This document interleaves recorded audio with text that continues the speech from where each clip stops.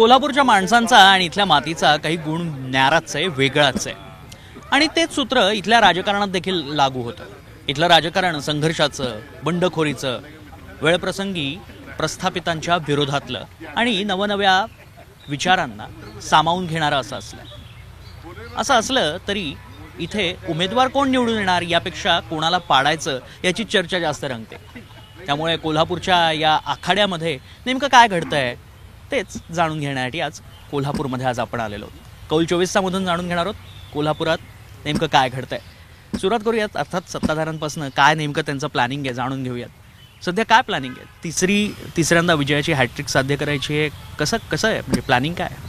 आज आपण पाहिलं तर दोन्ही खासदार हे शिवसेनेचे आहेत आणि आता तरी दोन्ही निवडून यायला कोणती अडचण आहे असं काय चित्र निर्माण झालेलं नाही.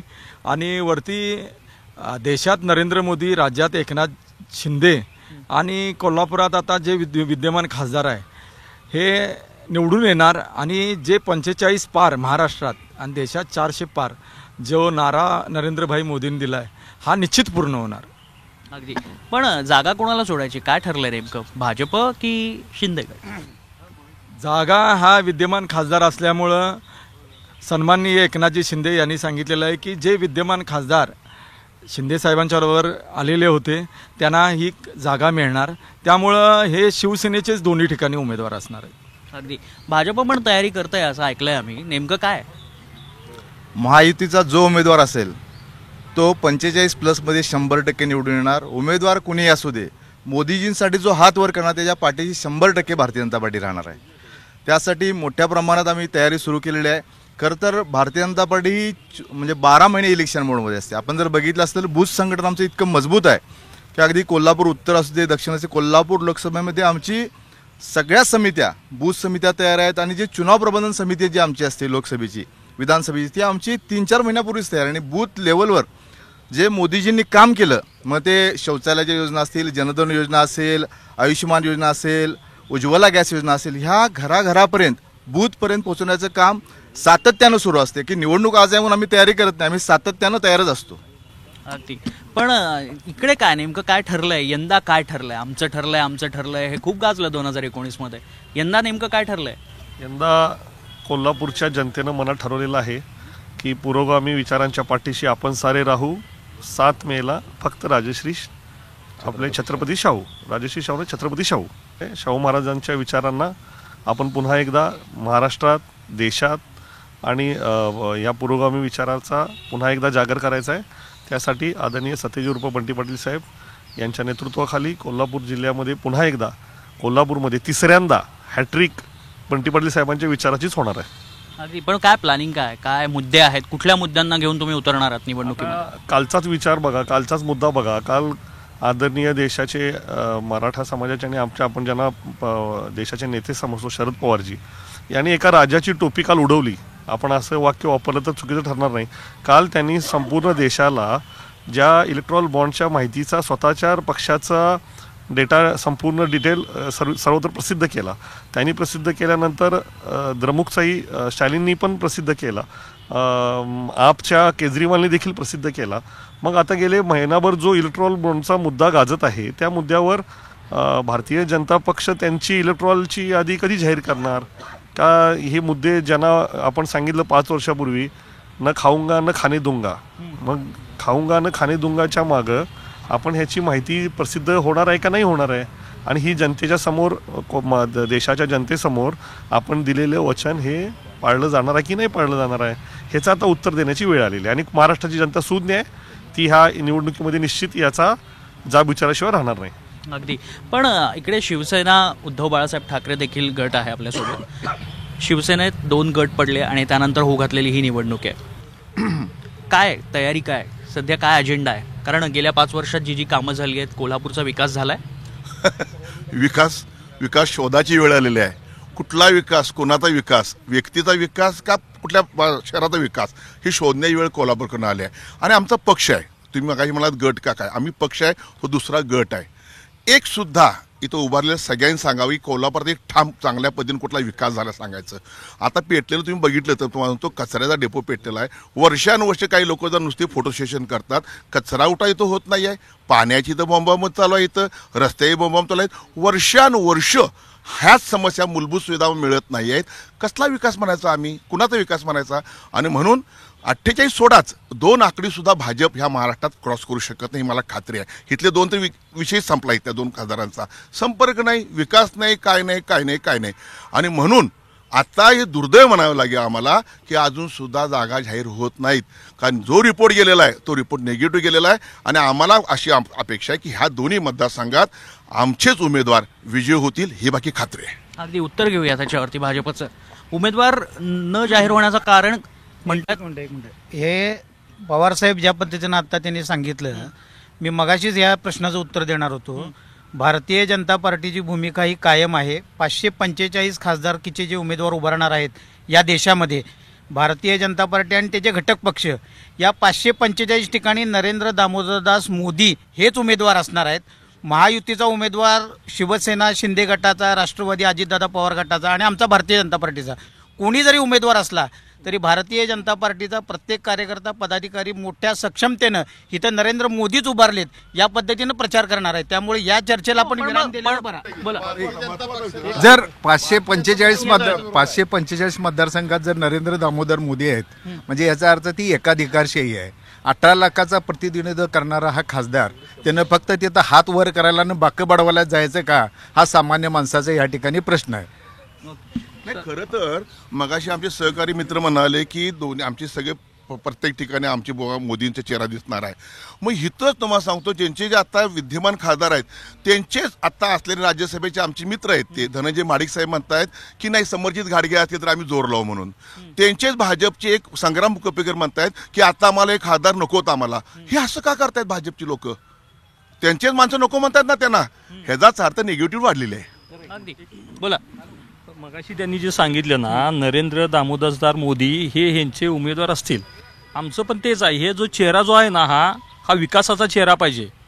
या देशाला विकासाचा एक चेहरा पाहिजे. आणि नरेंद्र दामोदरदास मोदी ही जी व्यक्ती जी आहे ना, जी हुकुमशाही चालली, त्या हुकुमशाहीच्या विरोधातच आमची लढाई आहे. ह्या नरेंद्र दामोदरदास मोदी हे जे काही उमेदवार असतील त्यांना सुद्धा इथली कोल्हापूरची जनता ही पाडल्याशिवाय राहणार नाही. आणि कोल्हापूरची प्रामुख्याने निवडणूक ही छत्रपती शाहू विरुद्ध नरेंद्र दामोदरदास मोदी ही अशीच असेल. आणि आम्ही माझा भाजपच्या मित्रांना सल्ला आहे, तुम्ही मोदींचा चेहरा वापरू नका. कारण मोदींचा चेहरा आता सर्व तरुणांनी ओळखलेला आहे, किती लबाड बोलतात हे.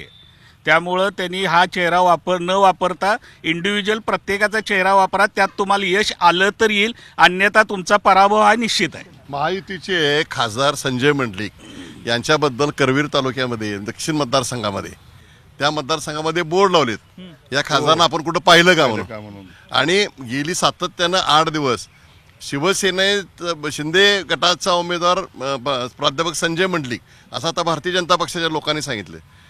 सन्माननीय संजय पवारांनी सांगितले की आम्हाला हा मंडलिक उमेदवार नको म्हणून. दुसऱ्या बाजूला समर्जित घाडगेंची निवडणुकीची तयारी चालू आहे. म्हणजे हा फक्त दिखावा आहे.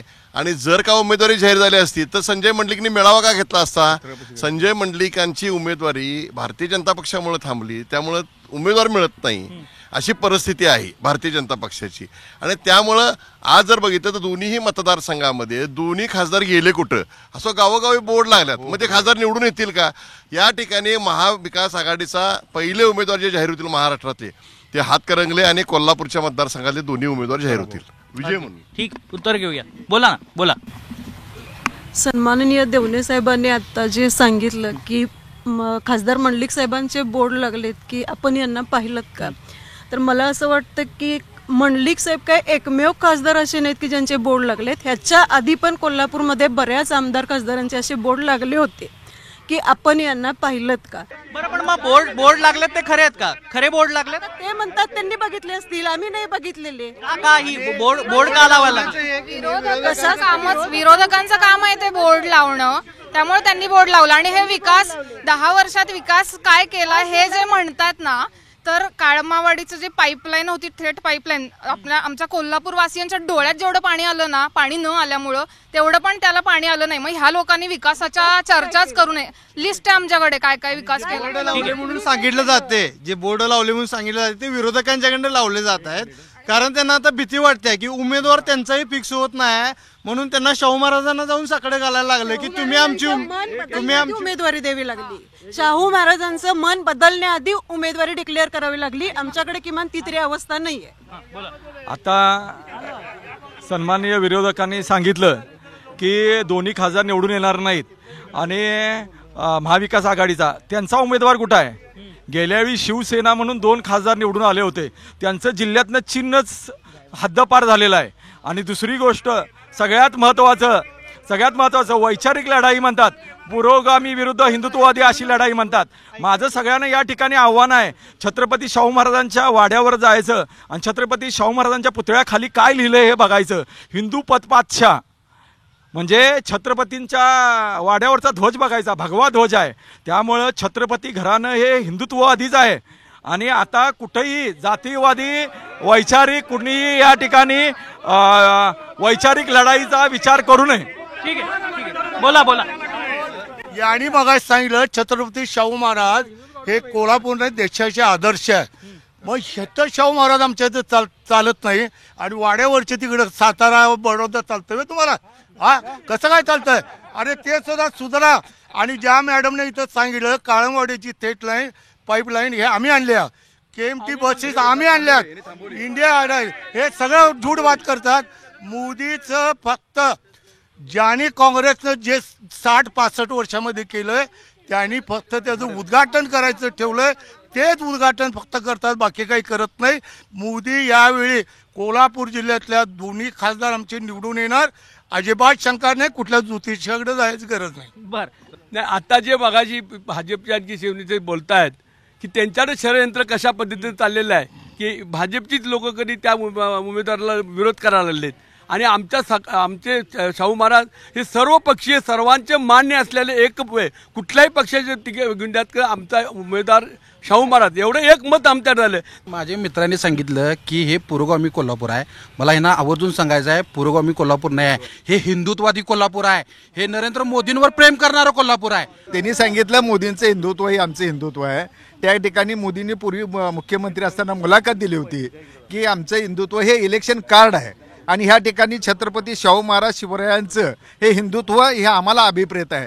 इथलं ते भारतीय जनता पक्षाचं हिंदुत्व आम्हाला अभिप्रेत नाही. छत्रपती शाहू महाराजांनी समतेचा विचार जो महाराष्ट्र आणि लखनौपर्यंत पोहोचवण्याचं काम केलं, त्या छत्रपती शाहू महाराजांच्या विचाराबरोबर कोल्हापूरची नगरी राहणार आणि कोल्हापूर जिल्ह्यातले फुटून गेलेले दोन्हीही शिवसेनेचे खासदार या ठिकाणी प्रचंड मतांनी पराभूत होणार. हे काळ्या दगडावरची पांढरी रेष आहे.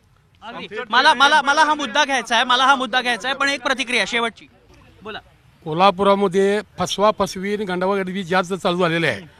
अंबाबाईला 350 कोटी, रंकाळ्याला 25 कोटी, पंचगंगा नदी शुभकरणाला 50 कोटी.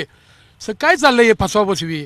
एकही काम झालेलं नाही आणि काम केलं नाही, नुसतं जाहीरबाजी केली गेली. 5 वर्षात का नाही आणले? नाही, गेल्या 5 वर्षात सांगतो, 2.5 वर्ष कोरोनामध्ये गेली. आमचं सरकार आल्यानंतर तुम्ही सरकारमध्येच होतात. नाही, ह्या सरकारमध्येच होतात. नाही, आता हे एकनाथ शिंदेच्या नेतृत्वाखाली सरकार आल्यानंतर 450 एकर ही जागा MIDC साठी अक्वायर करत आहेत. त्याचबरोबरीने तालुक्याच्या ठिकाणी देखील स्थानिकांना रोजगार मिळावा म्हणून MIDC होत आहे. आताच सर्वांनी सांगितलं की कोल्हापूरच्या जनतेने ठरवलेलं आहे की मान गादीना आणि मत मोदींना, हे कोल्हापूरच्या जनतेने ठरवलेलं आहे. आम्ही छत्रपती घराण्याचा आदर करतोय, परंतु मत मात्र नरेंद्र मोदींच्या उमेदवारालाच मिळणार. का विकास झालेला नाही? रोजगार का निर्माण झालेले नाही? MIDC असून सुद्धा एखादा मोठा प्रकल्प का इथे आलेला नाही? हे बघा, विकास झाला नाही. तर मी बोलताना मध्ये बोलू नका, मी मध्ये बोललेलो नाही. सातत्यानं आपण सांगितलं की विकास झाला नाही. 65 वर्ष तुमचं सरकार होतं. आज कोल्हापूर शहरामध्ये 274 कोटी रुपये खर्च करून विमानतळ आलं. आज रोज 500 प्रवासी या ठिकाणी ये जा करतात. लक्षात घ्या, 200 वाहनं या ठिकाणी रोज पार्किंग होणार आहेत. ह्याचं तुम्ही म्हणाल विमानतळ म्हणून काय होणार? विमानतळामुळे या ठिकाणी मोठ्या IT कंपन्या येऊ शकतात. आज परिस्थिती अशी झालेली आहे की कोल्हापूरची आमच्या मुलं इथं रोजगार नसल्यामुळं, IT नसल्यामुळं पुण्याला, बेंगलोरला जातात. हे आपलं शहर ज्येष्ठ नागरिकांचं शेअर होण्याची भीती आहे. माझा एक महत्वाचा मुद्दा आहे. नरेंद्र मोदीच्या आधीचं जे भाजपचं ध्येय धोरण होतं, जे तत्व होतं, ते गेले 10 वर्ष राहिले काय हे पहिल्यांदा आत्मसात करावं. भ्रष्टाचारींच्या लोकांना वासाला सुद्धा घेणार नाही, त्यांना जेलमध्ये टाकणार अशा वल्गना करणाऱ्या देवेंद्र फडणवीसपासून ते केंद्रातल्या नरेंद्र मोदींच्या पर्यंत किती लोकांना, भ्रष्टाचारी लोकांना त्यांनी जेलमध्ये न पाठवता आपल्या पक्षात घेतलं आणि शुद्धीकरण. 10 वर्षाचा विचार केला तर तुम्ही पण सत्तेत होतात, त्यांच्याच सोबत होतात, भाजपसोबत. आम्ही सत्तेत होतो. ती फुगा जो हवा भरला होता, तो हवा आम्ही जी भरली होती ती आमची चुकीची होती अशी काल पक्षप्रमुखांनी कबुली दिलेलीच आहे. एखादा निर्णय जर चुकीचा झाला असेल तर ते मान्य करणं हेही महत्त्वाचं आहे. आणि कोल्हापूरच्या दृष्टिकोनातून जे मोठे मोठे वल्गना करतायत, विमानतळाचं भूमी अधिग्रहण कुणी केलं, कुठल्या सरकारच्या काळात केलं, हे त्यांनी आधी माहितीच्या अधिकारात घेऊयात उत्तर. बोला. सर, या देशामध्ये 56 इंच छाती आहे म्हणून सांगणारे नरेंद्र मोदी, जसं खऱ्या अर्थानं 56 इंच छाती जर कुणाची म्हणायची तर ती शरद पवारांची. कारण शरद पवारांनी या देशातल्या इलेक्ट्रिक बॉन्डबद्दल जे गेले 7-8 वर्ष जे चर्चा सुरू होती त्याचा काल त्यांनी पर्दाफाश केलेला आहे. माझ्या पक्षाला एअरटेलनं किती दिले, बजाजने किती दिले हे जाहीर केलं. त्याच्यानंतर केजरीवालने जाहीर केलं, त्यानंतर स्टॅलिनने जाहीर केलेलं आहे. आणि जर 56 इंच छाती जर खरोखर असेल तर मोदींनी 8,000 कोटी रुपये कुठल्या कुठल्या लोकांनी दिले, कुठल्या कुठल्या उद्योगपतीने दिले हे त्यांनी जाहीर करावं. दुसरी गोष्ट सर, अग्निवीर योजना ही मिलिटरी पुरती मर्यादित राहिलेली नाही, ती आता राजकारणात सुद्धा आलेली आहेत. आणि हे 2 अग्निवीर गेलेले आहेत ना, शिंदे आणि अजित पवार यांचा आता पंख त्यांनी छाटलेले आहेत. अग्निवीर 4 वर्षासाठी आहेत, हे फक्त 4 महिन्यासाठी आहेत. हे दुर्भाग्य आहे. कोल्हापूरच्या मुद्द्यांवर बोलूयात. स्पेसिफिक महाराष्ट्र जर बघितलं, महाराष्ट्रामध्ये मेगा इंजिनिअरिंगने जर 966 कोटीचे बॉन्ड खरेदी केले आणि त्यानंतर त्यांना समृद्धी महामार्गाचं काम मिळालं. महाराष्ट्रामध्ये 26,000 कोटीचं काम मेगा इंजिनिअरिंगला मिळालं. देशभरामध्ये 1,49,000 कोटीचं काम मिळालं. त्यानंतर कुठलं तर ठाणे बोरिवली बोगद्याचं काम मिळालं, नागपूरचं काम मिळालं. मेगा इंडस्ट्रीजचं, फक्त मेगा इंजिनिअरिंगचं महाराष्ट्राचं बोलतोय. त्यानंतर शिर्के कन्स्ट्रक्शनचं पण असंच आहे. शिर्के कन्स्ट्रक्शनने ज्या वेळेला बॉन्ड खरेदी केले त्या महिन्याभरामध्ये त्यांना कामं मिळाली. हे जी खंडणी आहे ही अधिकृत खंडणी आहे, हरकत नाही. हे मुद्दे महत्वाचे आहेत. तुम्ही युवा आहात, कोल्हापुरात राहताय. कोल्हापुरात विकास झालाय तुमच्या दृष्टीने काय वाटतंय? म्हणजे युवकांसाठी जे रोजगाराच्या संधी उपलब्ध आहेत काय? युवकांसाठी जर पाहायला गेलं तर युवकांसाठी बेरोजगारीचं प्रमाण देशभरामध्ये जेवढं नाही तेवढं आता आज कोल्हापूरमध्ये आहे. आणि मोठ्या प्रमाणामध्ये जिल्ह्यामध्ये कोल्हापूर लोकसभा मतदारसंघात स्थिती काय? कोल्हापूर लोकसभा मतदारसंघामध्ये अनेक विद्यार्थी, अनेक युवक मोठ्या प्रमाणामध्ये इथला फाउंड्री उद्योग अडचणीत आलेला आहे, वस्त्रोद्योग अडचणीत आलेला आहे. यामध्ये एका शिफ्टमध्ये इंडस्ट्रीचं काम चालू आहे, जे की देशामध्ये सगळ्यात मोठी महत्वाची इंडस्ट्री कोल्हापूरची होती, ती सुद्धा 3 शिफ्टमध्ये काम करणारी आज एका शिफ्टवरती आली आहे. म्हणल्यावर तुम्ही सांगा विकासाचा नक्की. आणि तुम्ही आता बघताय, आपण बघतोय बेरोजगारांना काम नाही म्हणून जे बोलतात, 5.5-6 तासावर शिफ्ट आली. कोल्हापूरचं 3 MIDC ह्या 3 शिफ्टमध्ये चालायच्या. कोल्हापूर हे औद्योगिक चालना देणारं शहर म्हणून ओळखलं जायचं, पण इथं हाताला काम कमी झालेलं आहे. दुसरी गोष्ट, IT सेक्टर तुम्ही ज्यासाठी जास्त बोलता, आज IT सेक्टर झाकून राहिलेलं नाही. IT सेक्टर सगळं काम वर्क फ्रॉम होम चाललंय. लोकांचा कट ऑफ चाललेला आहे. मोठ्या मोठ्या कंपन्या असतील, इन्फोसिस असतील, TCS असेल, याच्यामध्ये नवीन भरती होत नाहीये. लोक कट ऑफ करून हाय त्या लोकांना कमी करतायत. देशामध्ये सुद्धा आपण देशातला जो आपला वर्ग IT सेक्टरचा बाहेर काम करत होता, बाहेरच्या देशातून सुद्धा आपला IT सेक्टर कट ऑफ होऊन इथे येत आहे. हे कशाचं द्योतक आहे? 2 प्रश्न मी फक्त विचारतो. अरबी समुद्रात होणारं शिवस्मारकाचं काय झालं हे भाजपनं जाहीर करावं. आणि दुसरी गोष्ट म्हणजे अजित पवार जेलमध्ये जाईन आणि चक्की पिसिंग अँड पिसिंग हा व्हिडिओ तुम्ही बघितला असेल, त्याचं काय झालंय देवेंद्र फडणवीसांनी जाहीर करावं. कोल्हापूरच्या राजकारणात बरेच मुद्दे सध्या रंगलेले पाहायला मिळत आहेत. उमेदवार कोण हे जरी नक्की निश्चित झालं नसलं तरी उमेदवार कसा जिंकेल याची चर्चा मात्र, याची तयारी मात्र पूर्णपणे करण्यात येत असल्याचं पाहायला मिळत आहे. मात्र कोल्हापूरचा इतिहास राहिलाय. उमेदवार निवडून आणण्यापेक्षा उमेदवार कोण पाडायचा याची तयारी कोल्हापूरकर करत असताना पाहायला मिळत आहे. मात्र इथली निवडणूक रंगतदार होणार हे निश्चित. व्हिडिओ जर्नलिस्ट सिद्धेशसह मी तन्मय टिल्लू, कौल 24 कोल्हापूर.